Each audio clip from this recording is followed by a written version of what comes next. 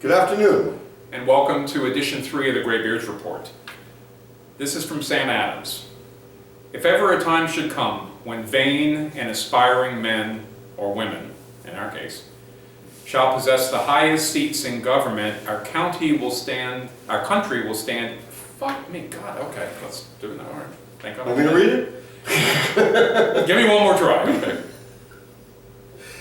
Good afternoon, everyone. Good to see you again. And welcome to episode number 3 of the Greybeards Report.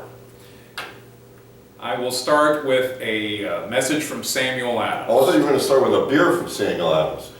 At the rate we're going, I might need one. Okay. If ever a time should come when vain and aspiring men or women shall possess the highest seats in government, our country will stand in need of its experienced patriots to prevent its ruin.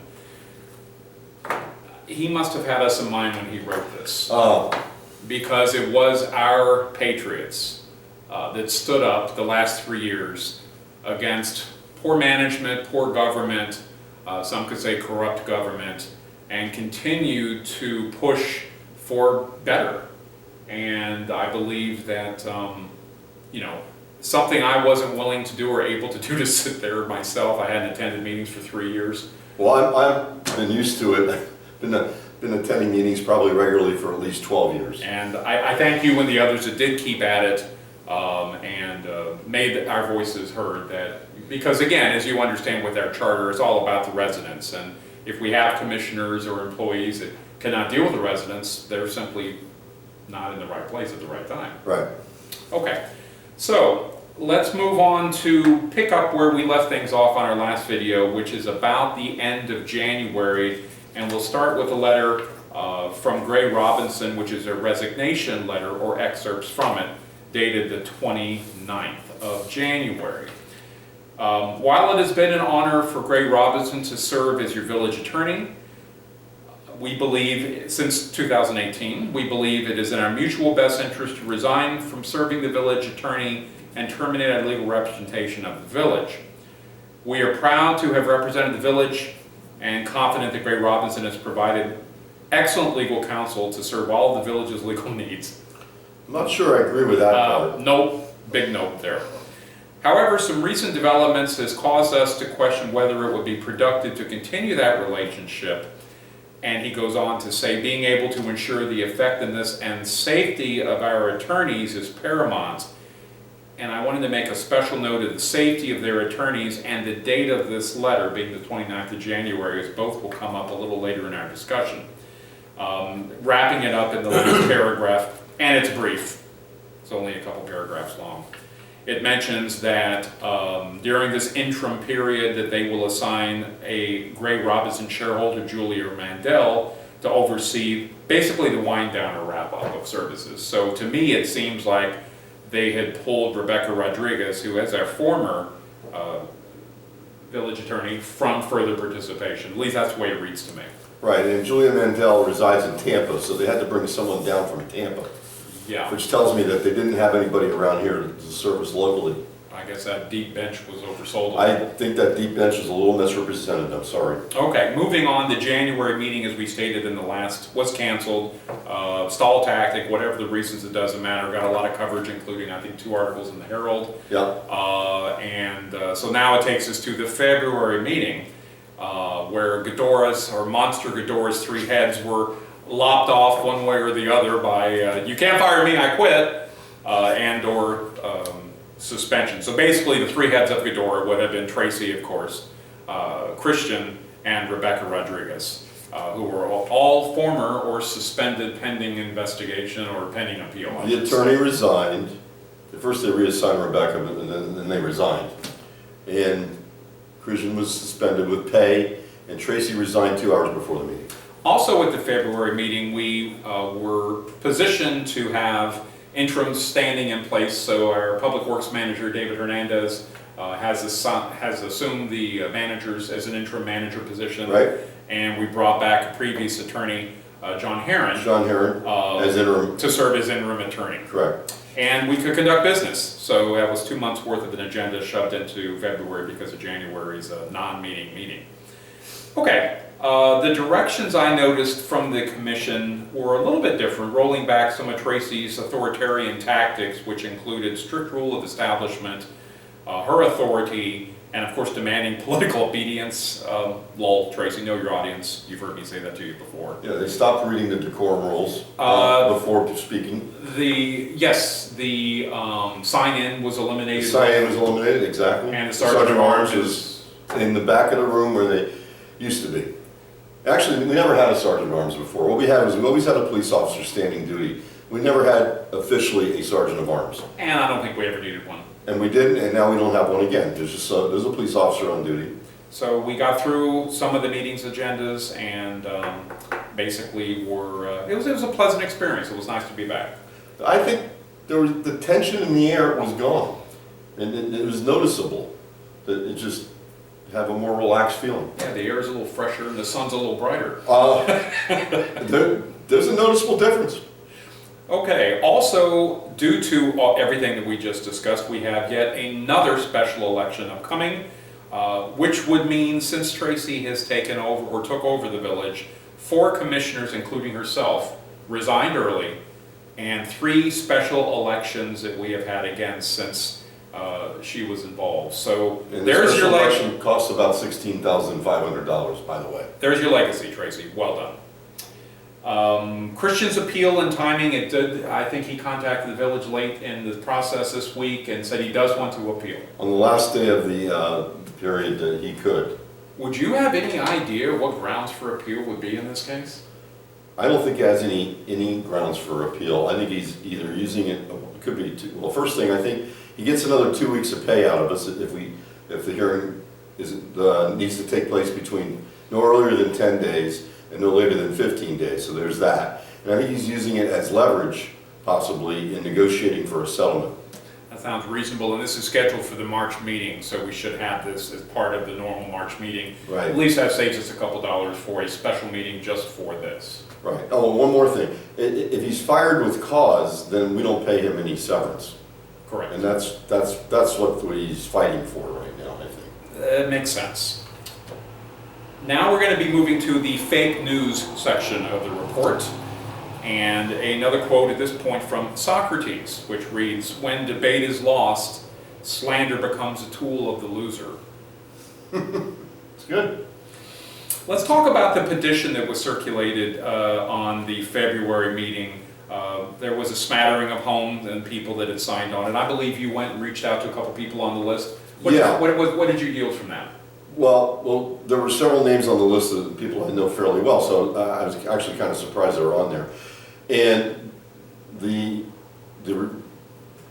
from taking the pulse of these, I think I spoke to 4 different residents, they didn't seem to really understand why he was suspended.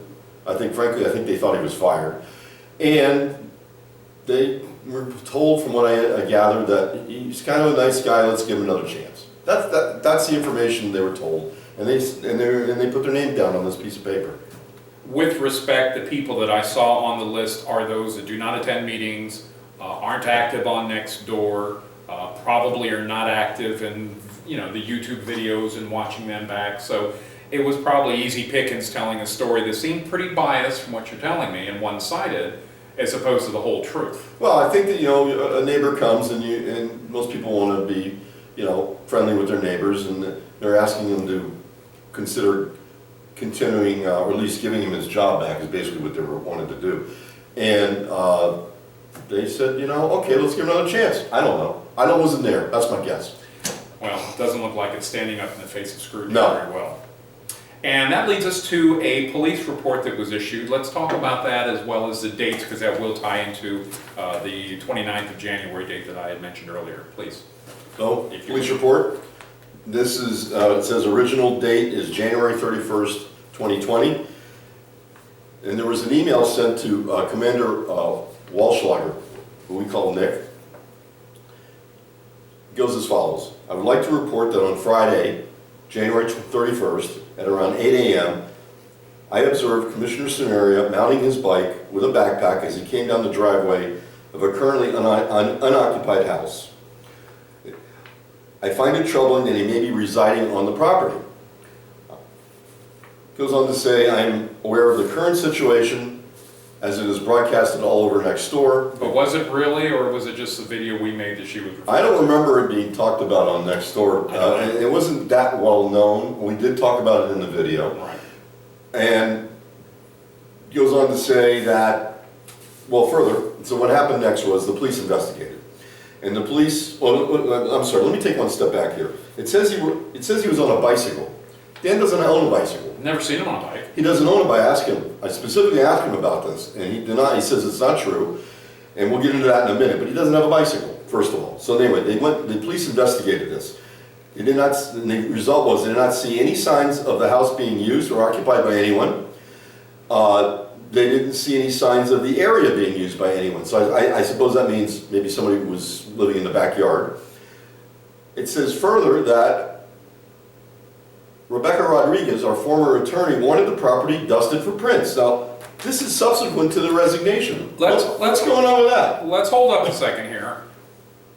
On the 29th, her law firm basically, as it looks from their letter, pulled her from and replaced her with another attorney to close out after they had resigned. So what on earth is she requesting the police department to dust the house for fingerprints for after that date? Why is she even involved in that at this point? I believe She was removed from her account on January 30th, after the hearing. Well, the 29th, in essence. Well, that letter says the 29th, I heard it was the 30th, irrelevant, this is after that, and let me state one more thing in this report. It says that there's additional information that wasn't in the email, that they saw him arrive across the street. Commissioner Samaria arrived at the house on a bicycle Thursday night. That would have been January 30th, the night of after the hearing.